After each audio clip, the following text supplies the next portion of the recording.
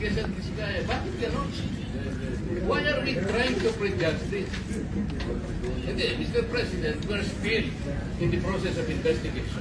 If we are in the process of investigation, why are you so protective of Vizcaya? Why are you so protective? I am not protecting them. Mabuti sinabi mo yan, Mr. Chair. Pwede ba natin i-record ito? Palagi nyo sinasabi, I am protective of the Vizcaya. When I was chairman of this committee, sinabi ko na sa inyo, the only remedy provided under the law is for them to apply if they qualify under the process of witness protection program. That's all what I did. Session is resumed. Session is resumed. Mr. Alcantara, you proceed. I am questioning the proceedings. Mr. Chair. Mr. Alcantara, you proceed. Go ahead, go ahead.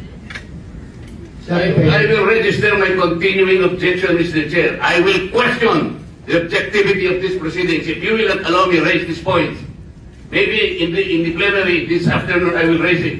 Go ahead. Mr. Alcantara, you proceed with your statement. Your Honor, okay lang po bang makapagbigay ako ng opening statement po?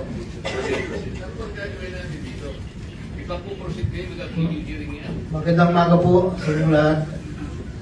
Tinatanggap ko po na ako po ay hindi nakasagot sa maraming tanong mga nakakaraang huling araw upang maproteksyon